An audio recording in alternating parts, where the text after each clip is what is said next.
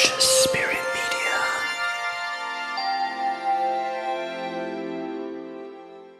Hello guys, welcome back on Conscious Spirit Media. It's Benjamin Toll, and today we are at the last day of the Ufology World Congress, and guess what? With the amazing, crazy, beautiful soul, Bridget Nielsen, and I'm so happy to have you. Thank you very much. Thank you.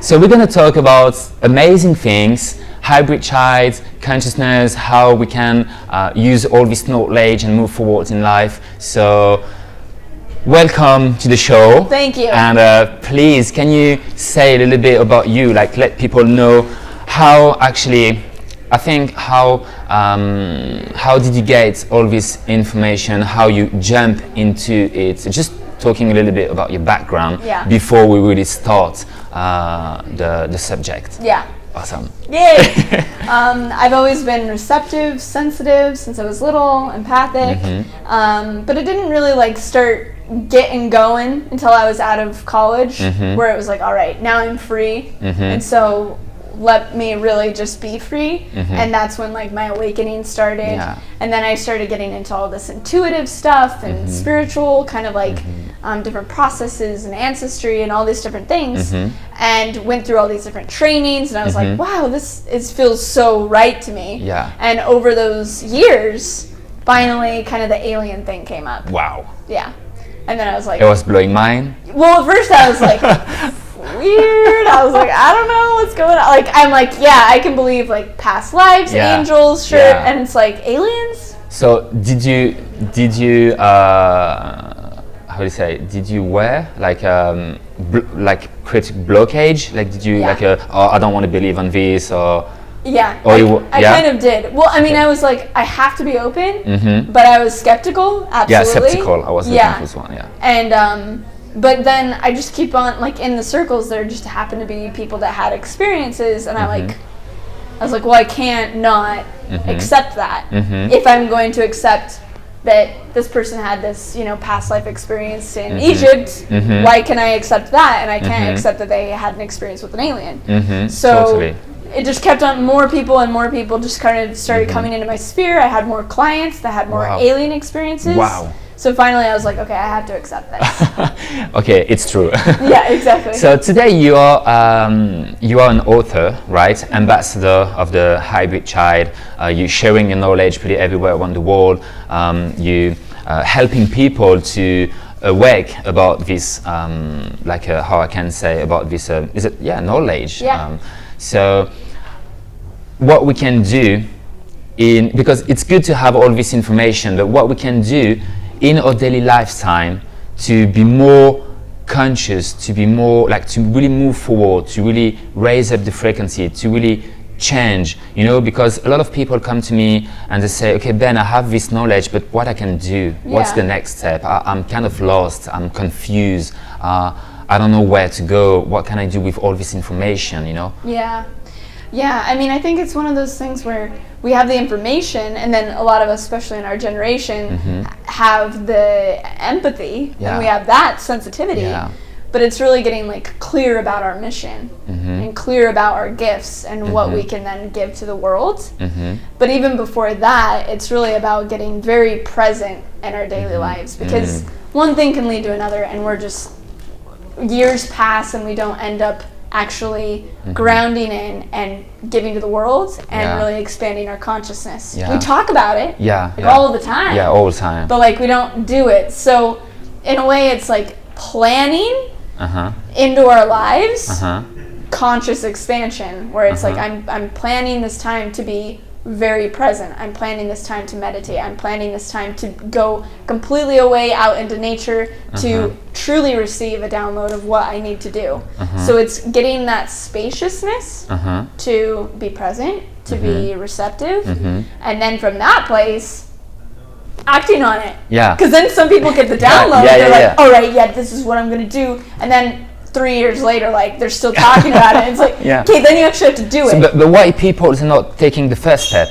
What's the reason, in your opinion, why people are not taking the first step? It's scary. I think just being quiet and present with yourself is really scary for most people. Yeah, because you have to figure out what's going wrong with yourself, right? And then your mind, you're like, wow, my mind is like psycho, and like, what is that? You know, like you have to go through this witnessing process of like of the chaotic conditioning, even in like us that are like more awake and receptive. Yeah, it's true. And it's like getting into that space of looking at the mind and being like okay with that, and really being okay with ourselves. And then in that space, it can like the mind can start to calm down, things can get quiet, and then we can really be present. Yeah. So what you mean is it's totally normal if people who are watching us, they want to move forward into this new state of consciousness, and then start the process, and then start to actually struggle or be afraid, or like hearing this totally crazy voice in the mind. It's normal, it's part of the process, right? Yeah. So they have to overcome all these fears, is it? Yeah, and it's like, it's also deprogramming, because there's two things happening at once, especially to receptive people. Is there's like the higher voices, right? The voices in your head of like different consciousness and your higher self, and like these messages and these guides and like whatever, all that kind of stuff. And then there's the programs of society and the culture, and like just the voices of like what's going on in the world. And so there's two different things happening, and then still needing to like maintain your identity, ego in the world, and then but then you're this other being. So there's a lot happening. So it's kind of like we're deprogramming and detoxing physically too, while at the same time like inputting like new frequencies, inputting presence. And so they're kind of happening at the same time. But if we can take conscious time to do one and be like, okay, I'm gonna just full on detox, you know, right now, like the programs, then I can make room for that. So something like Vipassana. Have you heard of Vipassana? Yeah, totally. Or Vision Quest. Or Vision Quest. Yeah, awesome. Something like highly immersive, where you're like, all right, I'm just gonna completely, because it's one of those things where you sit down to meditate and it's like, oh, I need to do this message. My spirit guides so that I need to. It's like, no, just go put yourself. Yeah, it's like avoiding the moment, right? So putting yourself in an immersive experience to really ground and really get to that space is good. Totally. And guys, I can totally, how can I say, confirm what she's saying. I did already 2 Vision Quests for myself, and I'm going next week in Colorado, Crestone, doing 7 days. You're doing Crestone? Yeah. Oh, that's where my boyfriend is. Really? Yeah. I'm doing. Crestone's amazing. Have you been there? Awesome. No, it will be my first time, so I'm really looking forward. It's 7 days of Vision Quest, sitting alone in the nature, figuring all the shit. That's great. Yeah, so I can totally relate what you say about being present, sitting outside in the nature. I think it's one of the great tools you can share with us to how to really ground ourselves into this new consciousness and move forward. Spending time alone in the nature, figure out with ourselves, be alone with ourselves, right? But it's scary. It scares people. But it's not that scary, because like ultimately it's you and like the best part of you, you know? So like, basically it's knowing yourself, right? Wow. Yeah, it's deep. It's deep, totally. So, you know, everyone is looking for a complex, magical formula to understand why some people are successful or not, and others are not successful. So do you think there's really a specific formula, or everyone can just step by step reach this kind of level of joy, happiness, love? Is it something only for the elite, or only for a very specific person, or everyone can have a taste and actually live as a life full of joy, love and happiness? I think everyone can, and I think part of the key ingredient is being okay when it's not. Like, is it being okay with just what is?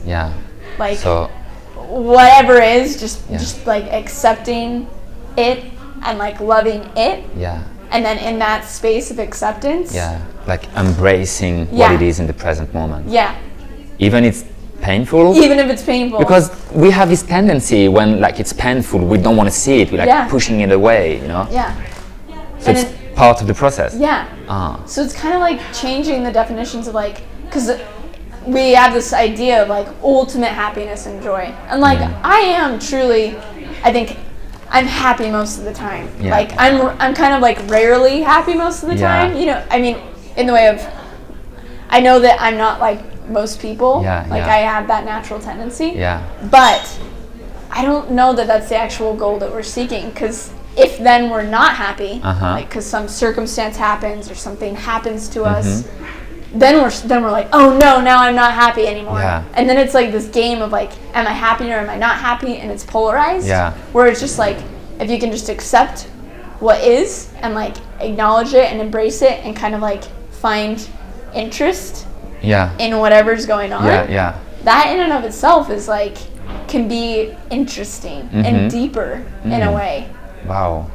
So is it like the recipe to release the anger or the frustration or the sadness or whatever just by accepting what it is in the now? Because it's part of the game. So how to release the suffering? It's just like accept what it is in the now. Wow. It's deep. But it's hard, no? It's challenging. It's a practice. It's a practice. You know? And it's like, it's one of those things to acknowledge yourself like over time. Like that's one of, it's kind of helpful to be like, wow, I've come so far. You know, and be like, I'm doing better. Like, and I'm headed on a trajectory and I'm coursing my like life towards this direction. So like, I'm proud of myself for that, you know? So are you celebrating yourself each time like you have like a victory, you celebrate yourself, right? And even when you don't, like even if it's like, oh, this is like really painful, it's like, I'm celebrating that I'm able to stay present with it. And accept it. And move through it. And this is how you can move forward like super quickly, right? And really be happy all the time. Because then you can move through it and then you can be like back to like, wow, like life is sacred, you know? It's awesome. It's beautiful. I mean, I don't know if you can see, guys, but I can really see around her. She has an amazing, beautiful aura, and the energy is like really the inner child. And it's so funny because she was on stage like 10 minutes before, and she was so happy on stage. And I think I can totally relate what you say. The more you present, the more you accept. Just this is what it is, and I'm happy with that. And this is totally the key, right? Cool. That's beautiful.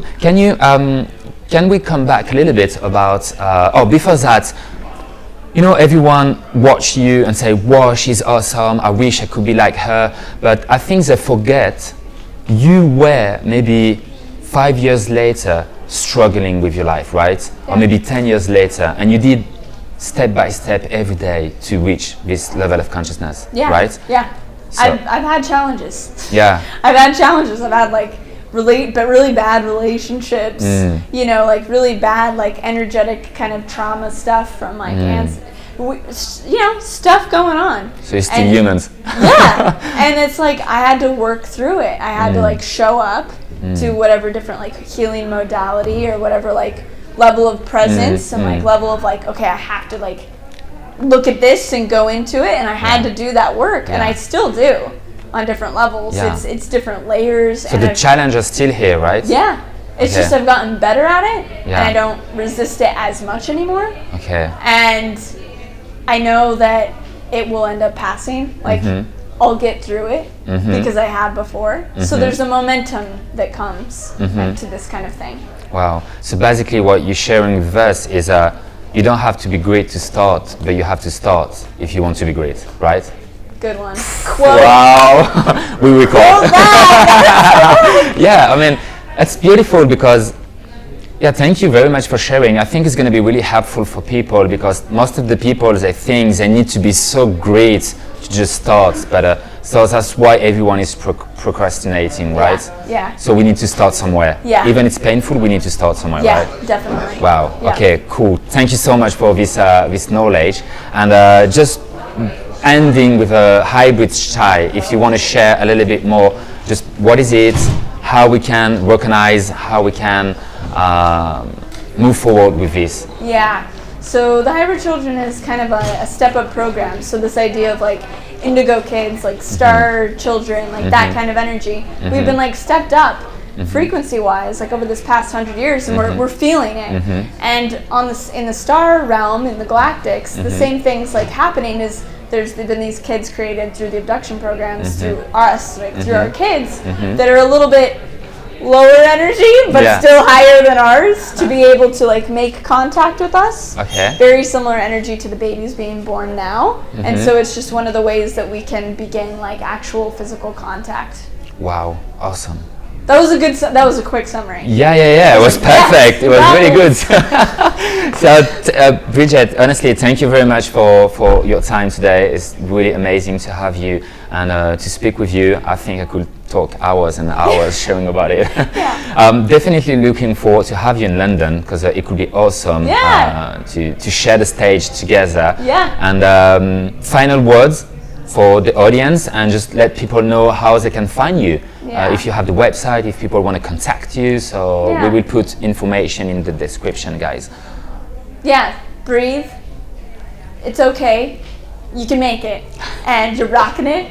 That's my message. And let's see, my YouTube channel, the Bridget Nielsen. You'll find me on YouTube, and then BridgetNielsen.com. So go find me there.